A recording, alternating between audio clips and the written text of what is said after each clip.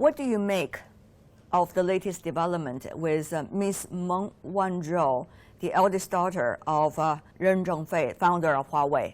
I think this is the end of a very long period for her, which would have been very stressed. So obviously, this is a very positive outcome for everybody. And it shows that when the state is taking this thing into its own hands, it can help a lot in those kind of cases. I see this as a very huge win for China. Because it's really the first time that a country stand up to the long-arm jurisdiction of the United States in such a way. She did not plead guilty, but she did use a DPA. What does that mean? It means that she didn't plead guilty of the counts that she was pursued for. So she admitted to a statement of facts, but she did not plead guilty. So this kind of agreement, deferred prosecution agreement, usually it's reserved for corporation, not for individual. It's very, very unique that an individual can enter into a deferred prosecution agreement with the Department of Justice.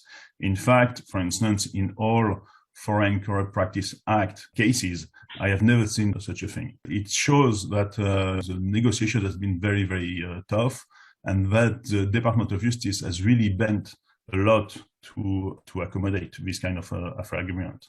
So basically, it means that she has not pled guilty, so she's not recognized as guilty, and it means that if she abides to the term of the deferred prosecution agreement, the United States are going to cancel the indictment against her in 1 year from now, in December of 2022. And that makes a huge difference, of course, Fred. But I know that you were struggling so much throughout the process, from the day when they tried to catch you with unfounded circumstances to the day that you left the prison. Tell me more about how you struggled and what eventually led you to make the decision that you did.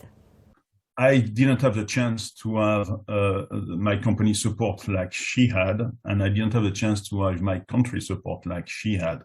Okay, so after a few months of incarceration, I realized that I was really alone, and that if I wanted to avoid spending the last 15 years in prison in the United States, I had to do the choices that I made.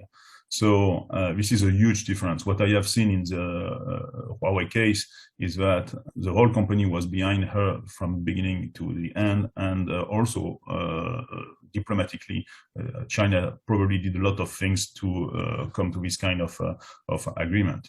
What you have to remember is that my case occurred in 2013 and 2014.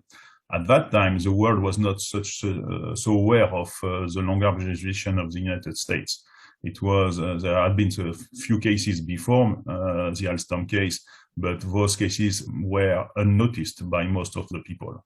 So even in France, we had to wait until we had the Alstom case in order to change the French anti-corruption law to protect French company and so on. I remember Ms. Meng, after she knew she could go back to China, she talked about the past almost 2.5 years as absolutely disruptive moment of her life.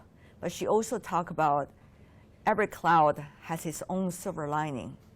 If I understand what you just said, it seems that you are reaching similar conclusions. Yeah, I think she was amazingly courageous also to continue to fight back. And yesterday's result is really amazing. So I think she did the right thing, not to give up. Those 2.5 years have been also very, very complicated for her, for her family, for her father, for everybody. At the end of the day, no European country will say this, but everybody deep down should feel grateful to what is happening here, because it's really one of the first time that a country is really standing up to the United States to stop this craziness of long-arm jurisdiction. So, in fact, this will benefit a lot of other countries, providing they have the courage to do the same thing, stand up and fight back. So let's see what happens. But this is probably hopefully going to be a turning point. Now it's not. It doesn't mean that everything will be easier now, because I think the United States will not stop at using their law as an economic weapon. But at least, now we see that they could get some response to this.